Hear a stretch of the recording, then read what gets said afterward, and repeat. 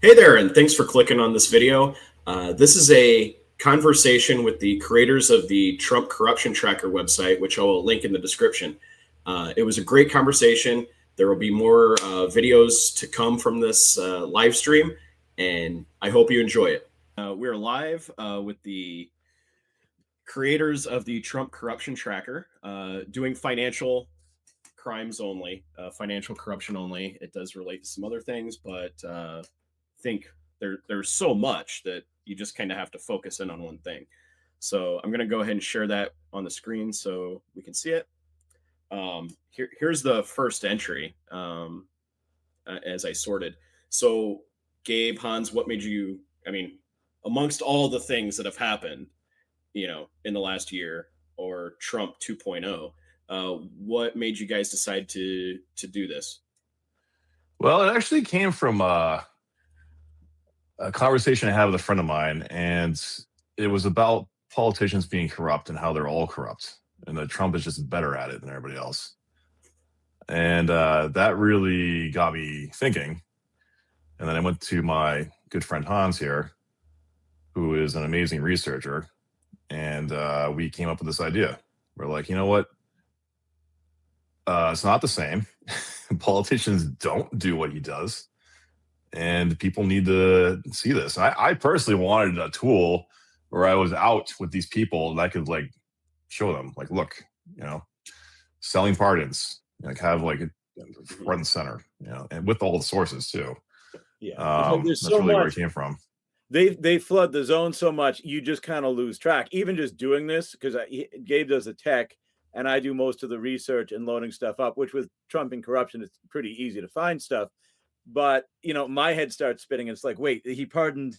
Okay, Ross Ulbricht was which pardon that he sold, and then whose mother paid $1 million to get a pardon. So now you just search it. You click the tag pardons, and they'll all come up. You click the crypto tag. Oh, it was the UAE that bought $2 billion worth of his crypto coin, and he's got like 3 of his own crypto coins. Which one was it? There's the Trump coin, there's the USD one.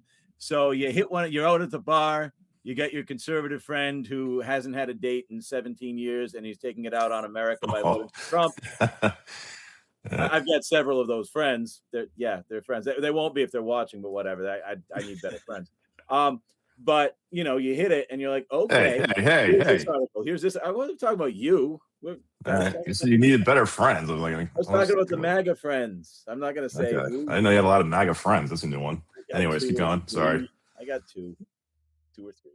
So you hit it. You're like, crypto. Look, he sells his own crypto coin, and look who buys it. People who then get a pardon, or foreign governments who then get F-35s that they're not supposed to have because they're. I mean, can you imagine? Can you imagine being the person that described what crypto is to Trump?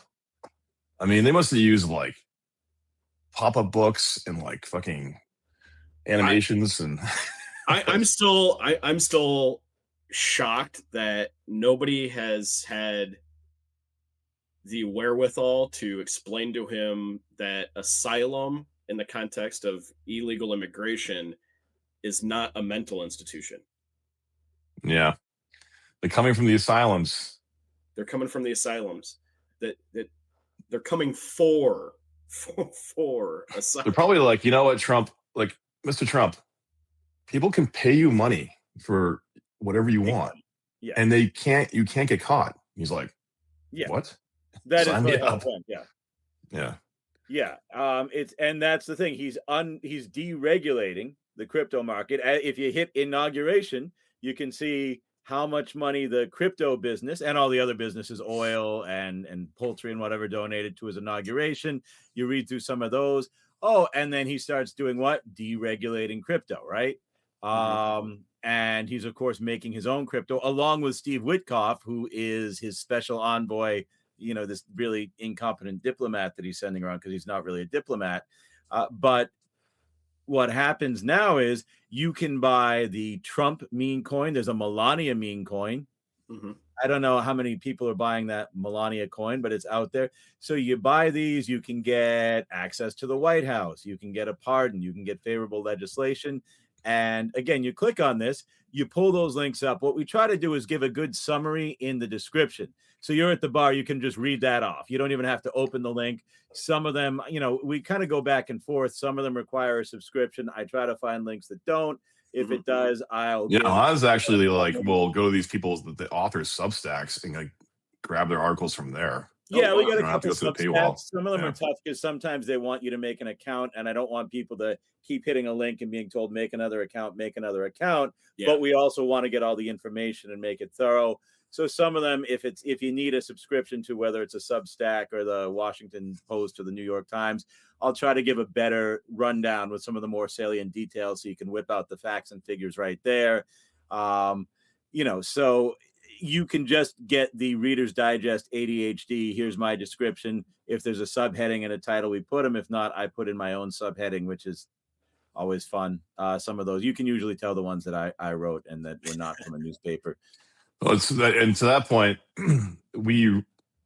it's like as progressives, I think again, like I was saying earlier when we were talking, we tend to get jokey with this stuff quick. I mean, I don't know if it's like, I don't know where it comes from. The fact that we're just better critical thinkers, or I'm not sure what exactly, but just snarky a-holes a lot of the time. Yeah, I mean, and it just, we're all tired of how progressives just laugh at the world as it goes by and create really good late night TV and jokes about it. So we were really trying to get away from the snarky comments, and because I mean, this is like serious stuff we're looking at right now. What's happening is bad.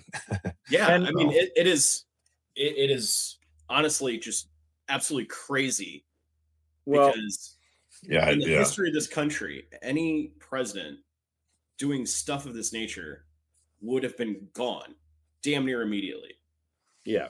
And I mean, you got to hand it to him in a way, man. He's like, I mean, he pulled off like something nobody else ever even thought to do. All these things are just like pushing the boundaries, to your point. Yeah. And in a way, he's a symptom of a bigger problem. Now that we have, or bigger problems that are coming together between social media dominating everyone's thinking and taking away critical thinking, and billionaires becoming so powerful that you can essentially buy your way into being elected or buy others to do it. Basically, the billionaires and the big interests were buying their candidates. He said, why pay for the middleman when I can just get the office for myself and do what I want? And I think you're going to see more of that. I mean, Vance is owned by Peter Thiel. He's Thiel's bitch.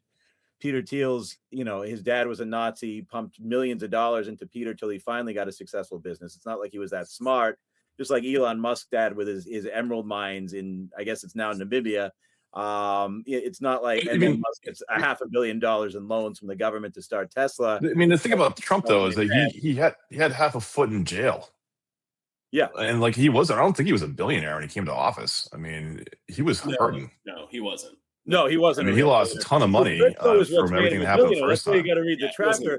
He is getting billions from the crypto now. And what's interesting what do you make, like $3 billion in the first 3 months or something absurd? Yeah. I mean, I think going back to what you said earlier, I think they already did the rug pull on the Melania meme coin. Well, did they really? Yeah. I mean, the World Liberty Financial, what they run everything through. I mean, first of all, they have a very slick website, by the way, which I was very impressed with. But holy crud, like it's unbelievable what they're trying to get away with. Well, that's one thing I realized. I mean, they are getting away with it. Sorry. Yeah. Is as you go through, I would get, say like 3 months in an article about here's how much he's put away. And then at the 6 months mark. So there's a lot of these crypto articles where just a few weeks later, in some cases, I tag earlier articles in the description because he's at 600 million, then he's at 800 million. And then a few weeks later, he's over $1 billion, according to, the sources that are investigating this stuff. So you can really see how quickly it's building up and building up. And the first term stuff, I mean, we've got stuff up there from the first term. I'm still backfilling that, but it was a little more amateurish. It was a little more haphazard. It's not that he wasn't corrupt, but he hadn't figured out how to monetize the office in the same way. His Secret Service was staying in his golf courses and, staying in the expensive rooms at Mar-a-Lago with him every weekend. He made Vance stay on the opposite side of Ireland from the capital out at the Trump resort he's got there, and the taxpayers paid for that. But in the 4 years that they were making all these plans, we all talk about Project 2025. He was also planning, how do I get rich off this? I mean, the crypto is the biggest thing, but he's making more money off his properties than he was. They're hosting dinners now where it's $1 million a head, and you get in and you can get Trump's ear and you can talk to him about a pardon. That's where a lot of these pardons happen. They have an exclusive club being run by Don Jr. That's a $500,000 membership fee that is invitation only, and that's another way that you can get in and get your legislation. I mean, he did a taste of that in his first term, where he had Saudi Arabia come in and they bought every single room in his hotel in New York City. I mean, right. He was getting a little bit, but now the crypto coin is a whole nother story. And right. now And they're still doing the hotel stuff and property developments all over. And of course, the Arab world, they really get this. And that's why he made that trip to the UAE and Qatar and Saudi Arabia. They all have their own tags because they're all giving him so much. But just to put it in perspective, that whole Hunter Biden thing, it was over an alleged $40 million deal that they could never prove. Well, they were giving him a hard time because he sold his paintings for 20 grand. They're like, he's not a good enough artist. Obviously, this is corruption. Yeah, have you seen some of the art out there? But then, you know, a $400 million plane from Qatar, $2 billion, literally $1 billion crypto investment from UAE, 75% of which ends mainstream media isn't covering any of this anymore. They had the airplane on for about a week and a half, and then they dropped it, and that was the end of that. And I think that comes back to why we started the tracker. A lot, like people on the left, they just want to focus on the culture war stuff. Please hit like and subscribe. The link to the website is in the description. If you have something to say, please leave a comment. And there will be more clips to come from this live stream. It was a fun conversation, and we got to a lot of different topics. Thanks again for watching.